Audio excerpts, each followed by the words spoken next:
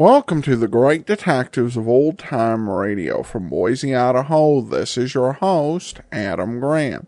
If you have a comment, send it to me, box13 at greatdetectives.net. Follow us on Twitter at Radio Detectives and become one of our friends on Facebook, facebook.com/Radio Detectives. Before we do get started, I do want to encourage you as you are making your travel plans, remember JohnnyDollarAir.com. JohnnyDollarAir.com is a Priceline affiliate, so you can name your own price on hotels, rental cars, airline tickets, and even more, or you can choose from great published fares. But part of your purchase price goes to support the Great Detectives of Old Time Radio at no additional cost to you. Well, now it's time for today's episode of yours truly, Johnny Dollar. The original air date, December the 29th, 1957, and the title is The Latin Lovely Matter. And for those of you who love old-time radio commercials, I'm going to get quite a few today, so let's take a listen. From Hollywood, it's time now for... Johnny Dollar. I love you. Hello? I said I love you. Yeah. That does not please you? Oh, pleases me fine. Now, why don't you and I get together and we'll be able... That would be nice. Well, just name the time and the place and, Hey, wait a minute. Who are you? Carmela Jocares, Johnny. Oh, well, let's get down to earth. Carmela? Yes, Johnny. Well, usually when my phone rings this way on a Sunday night, well... I know. You expect some dull insurance agent to be calling you. Yeah. With a dull insurance matter for you to worry about, no? Yeah, that's usually the case. But this one does not need to be dull. You mean you have an insurance problem on your mind? Of course. So maybe you will help me? Well, just name the company, any company, and I'm on my way. The Universal Adjustment Bureau would be interesting. So who cares if they're interested? Come on, Carmela, get to the point, huh? Come see me, Johnny. Tell your friend, Pat McCracken at the Universal. Yeah, sure. Tell him what? That I called you. Will you, Johnny? Are you kidding? Goodbye. Yeah, well, where can I... Hello? Hello? Huh?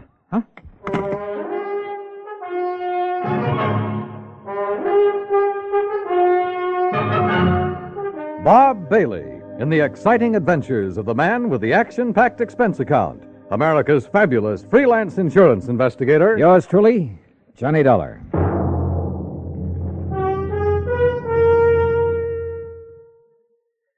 Now that the holiday season is with us, there are 3 different reasons why you should have several packages of Chef Boyardee Pizza Pie Mix handy in the house. The reasons are friends who drop in for lunch, friends who drop in for supper, and friends who come over just to say hello. Because pizza is perfect to serve friends and family any time of the day. And when you use Chef Boyardee Pizza Pie Mix, it's so easy. You see, everything you need is right there in the one Chef Boyardee pizza package that you keep on your cupboard shelf. Needs no refrigeration. You get the flour that turns into crispy golden crust. Chef's own pizza sauce, made according to the very same recipe Chef Boyardee brought with him from Italy. And even mellow Italian-style cheese, already grated to become a delicious, bubbling topping. Serve everybody pizza this holiday season. They'll love it. And you'll find pizza is so easy to make when you use Chef Boyardee Pizza Pie Mix. Get several packages. And now, Act 1 of yours truly, Johnny Dollar.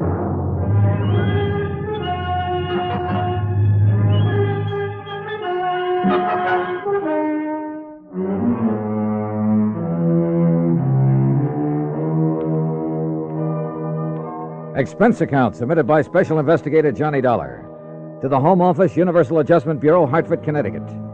Following is an account of expenses incurred during my investigation of the Latin Lovely matter. Expense account items 1, 2, 3, 4, and 5, 50 cents for phone calls early Monday morning trying to reach Pat McCracken. Item 6, $1, taxi fare to the offices of Universal Adjustment. Oh, hi, Johnny. Top of the morning to you. Yeah, where the Sam Hill have you been all morning, Pat? All morning? You kidding? Look, the clock on this desk says exactly 9:02. For me, that's the crack of dawn. Now, what's bothering you? Carmela. Oh, Carmela Jocares. Yeah, only it's Jocares. Oh, well. Might have known she'd call you direct. I should have warned you, Johnny. You know her, Pat? She's threatened to come down here and camp on my doorstep any minute. Oh, can you think of a nicer ornament to have around? If she's anything like she sounds on the phone. She is, Johnny, yeah. That's why I should have suggested that Special Investigator Martha Mayberry Balderdale help her. Balderdale? Now, how could an old battle axe like her know how to deal with a young, charming, beautiful... dancer like Carmela? Dancer, is that what she is? Yes, yes. Not very good, but she's just as beautiful and seductive. And, no, maybe I better stick old Lady Balderdale on. All right, Pat, quit the kidding and tell me what it's all about. Who's kidding? Well, where do I find Carmela, her address? Now, you see, you're already emotionally involved with her. You haven't even met her. Emotionally? Client relationship in our business should be entirely objective, Johnny. How can I possibly expect you to look at Carmela's insurance problem with an unbiased mind? Pat, All she'd have to do is bat those lovely big brown eyes at you a couple of times. Look, will you stop baiting me and tell me what this is all about? Emotion. All right. I got involved with this little Latin lovely as a favor to the company that issued her the policy, Surety Mutual and Trust. What kind of a policy? Retirement. Pays her $50,000 when she's 45. Meantime, if she dies, her beneficiary gets the $50,000. So what's the matter with it? Well, like I told you, Johnny, she's a dancer. Nightclubs. Always has a partner. Some good young kid who can make up for her shortcomings. Only a different partner every month or so. Well, what's that have to do with her insurance? Well, she has the company name her partner as beneficiary. Oh, I see. And if she keeps changing her policy... Right. And by now it has so many riders attached to it, the company's running out of filing space. And what's more important, the cost of servicing this one lousy policy and the time that's been wasted on it. And the last time... Well, she's been so insistent you'd think she was planning to die tomorrow. Well, maybe she is. Why doesn't the company just stall on making some of these changes? Well, they've tried that. So what happened? She's on the phone every day, 2 or 3 times a day. Nobody has any peace. That's why they finally turned to me in desperation. And you said you'd have me talk to her. I did not. She asked for you. Why? How'd she even know about me? Oh, newspapers, some of the radio programs about the cases you've handled. Johnny, you're her idol. You're her dream boy. Oh, yeah, sure. But what to do about this? Well, you get her to settle with one beneficiary. Get her married, something like that, so her policy will stay set for a while. Yeah, married, even if you have to... Yeah. You? Huh? Yeah. Oh, no, you don't. Not me. Oh, no. It's a great idea. Johnny, her address is 624 East 47th Street, New York. Now, you look, But just Pat. remember one thing. Universal Adjustment Bureau will not pay for your defense in a breach of promise suit, John. It's all the way or nothing. Oh, yeah, sure. Call me up sometime when you have a case for me.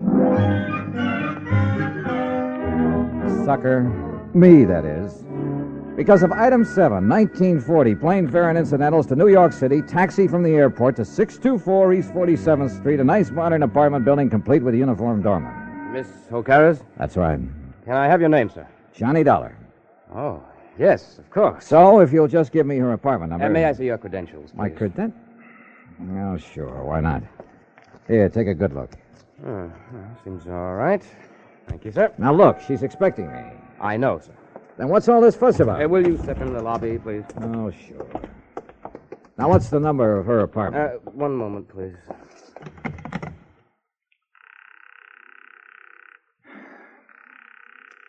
She is in, isn't she? Yes, sir, she is.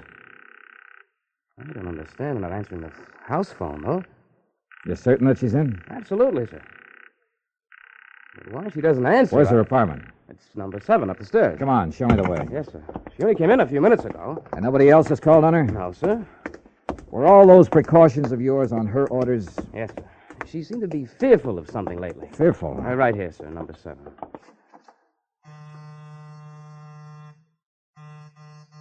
That's funny. Miss Ocades! Miss Ocades! Carmela! Listen. Now what? That sound inside. There must be somebody You in got a there. passkey? Well, yes, sir. Come on, give it to me quick. But unless you have some authority, Mr. I have all I need.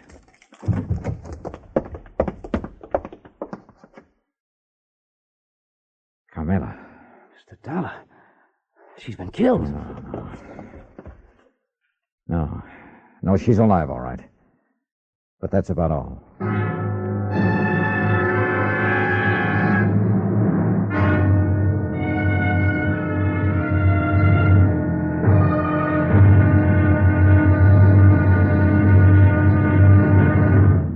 Act Two of yours truly, Johnny Dollar, in a moment.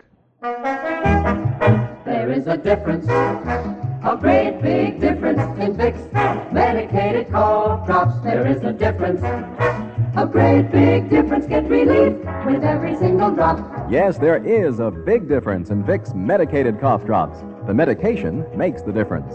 Only Vicks cough drops are medicated with the exclusive throat-soothing ingredients of Vicks Vapor Rub. 2 delicious flavors, Vicks Regular and new Wild Cherry. Next time your throat feels raw and irritated from coughs due to colds, remember... There is a difference, a great big difference in Vicks medicated cough drops. The medication makes the difference. Yes, the medication makes the difference.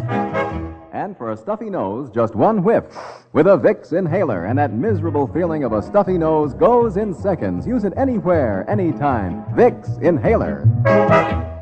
And now, Act Two of yours truly, Johnny Dollar, and the Latin Lovely Matter. Carmela Jocares, beautiful Latin American dancer who kept changing the beneficiary of her insurance policy to the point where the company was going crazy, who demanded another change, this time almost desperately. We'd found her unconscious on the floor of her apartment. Bill, the doorman, discovered how her assailant had got in. Through the service entrance into the kitchen, Mr. Dollar. He must have run away when he heard us at the door. Any brandy, anything like that around here, Bill? Yeah, there's a little bar there in the corner. Okay, I see it. Do you know a doctor you can call? I have a list on my desk in the lobby. Well, then go on down and call him. Isn't this a matter for the police? I'll worry about that. You get a doctor up here. Yes, sir. Carmela.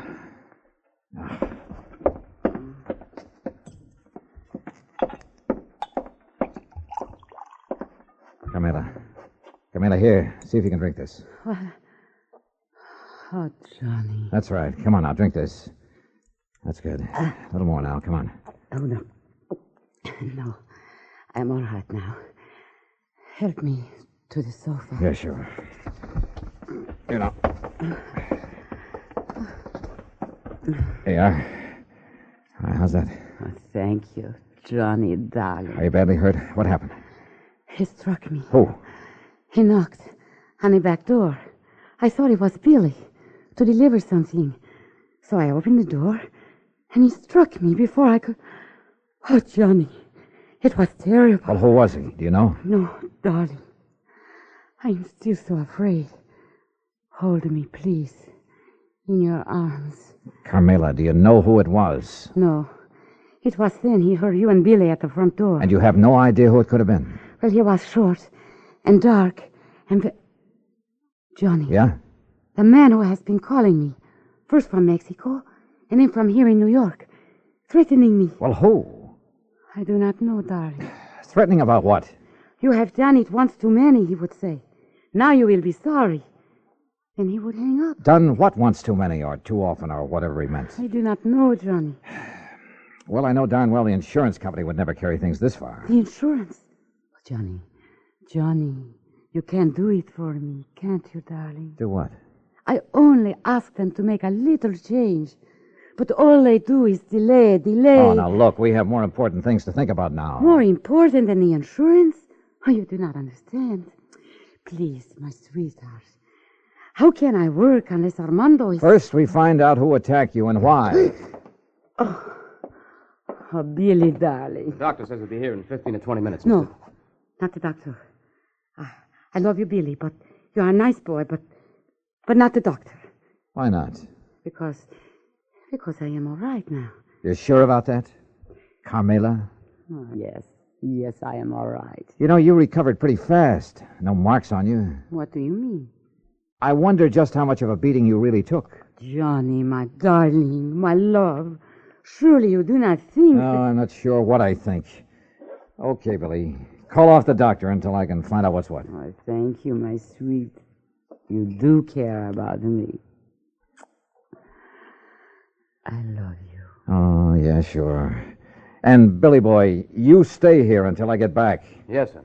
My Juanito, where are you going? You know something, Carmela? I wish I knew.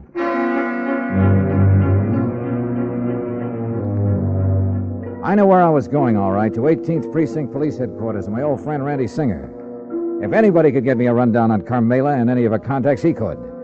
If Carmela's attacker left any fingerprints, his boys would find them. Cutting through the alley beside the apartment building, headquarters would only be a couple of blocks away. But that alley was a mistake. I didn't see the man step out of the doorway behind me. But I did feel that old familiar poke in the small of my back. No. Keep walking, senor. To the next doorway. All right, now look. If you'll take that gun out of my back. Walk. What is this, a holdup? Now, in here. Well? I am Federico, Senor Dollar. Bully for you. So what? I could hear you from the back stairway of her apartment. So you would help her, eh? Carmela? Maybe? No, you will not, because I will kill you first.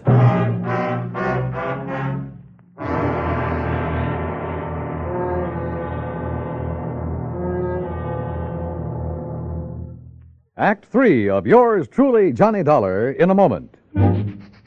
Smoke Kent, Smoke Kent, Smoke Kent with the micronite filter. Remember this, Kent filters best of all the leading filter cigarettes. So get the mild Kent cigarette. Smoke Kent with the micronite filter.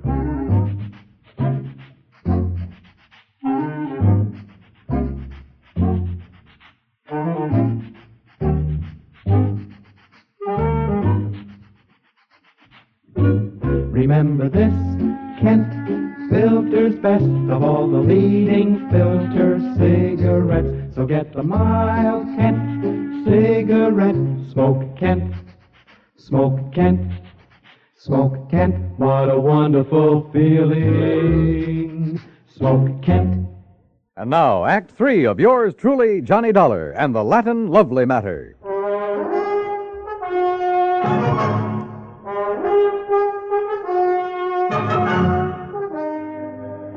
You hear me? I will kill you. You mind telling me why? I will kill you before I let you help that woman ruin my son. Your son? You are from the company for the insurance, are you not? Yeah, that's right. To make her the change in the policy, to change what you call the benefit, The beneficiary, yes.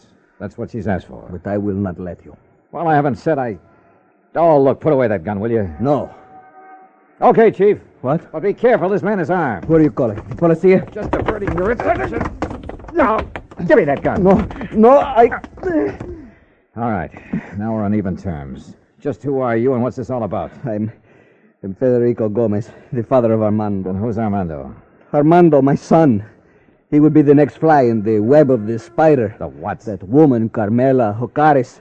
It is my boy, my fine son, that she would make her victim like all the others. Like all what others? Look, Mr. Gomez. He is a dancer, my son. A fine dancer, the toast of all Mexico. And she would do with him what she did with the rest. Charm them, make love to them, bring them here to this city to dance with her. Unless I stop her. Well, I fail to see anything particularly... And like the others, my son would fall in love with her with all his heart, with all his soul, with all his mind. Yeah, I'm sure, and but... she... Oh, of course, she would prove her love for him with all the big insurance benefit. You mean that naming those lads in her insurance policy? Oh, now wait a minute. You do not know what 50,000 of your American dollars can mean to a young man fresh in his, what you call, career. Mr. Gomez. Is it not true? Well, yeah, it's a lot of dough to hold up in front of a young fellow, but there's a big difference between that much cash and just a promise of insurance money. The eyes of a young man are easily blinded by this beautiful woman, amigo. She has blinded so many. They have danced with her and given her their money because they loved her. All right. But when she got their money, she was through with them. When they begged her to marry them, she spit on them. She turned them out. Pedro Fernandez, you know of him? No, I'm afraid I don't. Because of this woman, he killed himself. So it was with Jimenez, the son of my friend. But she will not do this to my son. And you honestly think the mere fact of a big insurance policy? Was it not true with Jimenez, with Pedro, with Angel, with all the rest? These were young men, amigo, like my son. Unwise to the world, unwise to a woman like this. Suicide? I will do anything to keep her from using that insurance to ruin my son. Senor. The more I live in this world, the more amazed I am at some of the things that happen in it. Things that are implausible, impossible, but that sometimes do happen. I can only beg of you. Humbly. All right, look, Mr. Gomez, I'm keeping this gun. By rights, I ought to have you locked up for poking it in my back for your attack on Carmela. But Where are you staying? At the Hotel de Glen Arms. I want you to go back there. Stay there until you hear from me. You will help me, senor. If you'll do as I say. Gracias, senor. Gracias. The scene with Carmela back in her apartment was not a pretty one. She not only admitted to having used the insurance, among other things, to further her shaky career at the expense of those young and better dancers, but was quite proud of the broken hearts and broken minds she may have left behind. Until I tore into her, and believe me, I did. Murder? Oh, no, Juanito. Now, you look. No. If you didn't murder those two young kids, well, you might as well have plunged in the knife yourself. I don't know what laws, what legal action may be dragged in to make you pay for what you've done, but there are moral laws, too, laws of decency. But I did I'll tell you not this, know. Carmela, that from now on, the police of this town and of anywhere else you may go, believe me, they'll be gunning for you. And if anything like this ever happens again... No, Johnny. Johnny, please, you must believe me. I did not think. I was thinking only about myself. I did not realize... Well, it's high time you did. Your insurance? Oh, baby, that's going to be canceled. Unless you can think of someone far away from your career to leave your money to, someone you can't hurt. Oh, Johnny, I promised. Don't you see? Never before has anyone made me realize what I was doing. I have only had to think of myself. By the time I left her, she was sobbing her heart out, promising that she'd spend the rest of her life making up for the things she'd done. And who knows, maybe... Well, who knows? Expense account total, including incidentals and transportation back to Hartford. Johnny Dollar. Pat McCracken, Johnny. Oh, hi, Pat. Well, I just got around to finishing up my report and expense account on that Carmela Jocares thing last You can week. just forget the expense account part of it. I got what? No, for the life of me, I don't know how you did it. What are you talking about? The company just sent me a copy of the rider, Johnny, the last and final rider on her policy. Oh? Naming the new beneficiary, and absolutely, irrevocably, can never be changed again. Whom did she name, Pat? Some old childhood... Are you kidding? You! What? You sly dog. Hello? Hello? Well, I'll be... Yours truly, Juanito Peso.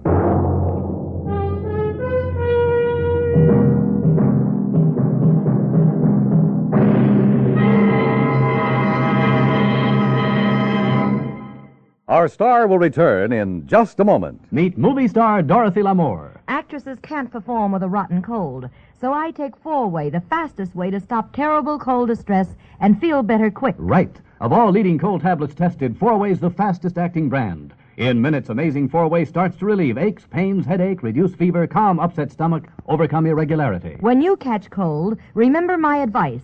Take 4-Way, fastest way to stop these awful cold miseries. 4-Way, 29 cents. Now let me tell you about another fine product of Grove Laboratories. Imagine a shampoo so effective it gets rid of embarrassing dandruff with one lathering, but won't dry hair, won't split ends, won't leave a medicinal odor. It's wonderful new Fitch Dandruff Remover Shampoo. One lathering with Fitch removes dandruff, can brighten hair up to 35% too, without harsh medication. Only Fitch guarantees to do all this with one safe, easy lathering or money back. Contains no strong medication, so it's gentle enough for every shampoo. And then dandruff need never be a problem again. Fitch Dandruff Remover Shampoo, only 59 cents. Now, here is our star to tell you about next week's story. Next week, some priceless jewelry, a beautiful girl, and believe me, they add up to trouble. Join us, won't you? Yours truly, Johnny Dollar. Yours truly, Johnny Dollar, starring Bob Bailey, originates in Hollywood and is produced and directed by Jack Johnstone, who also wrote today's story. Heard in our cast were Lucille Meredith, Larry Dobkin, Jimmy McCallion, and Harry Bartell. Be sure to join us next week, same time and station, for another exciting story of yours truly, Johnny Dollar. This is Dan Cubberly speaking.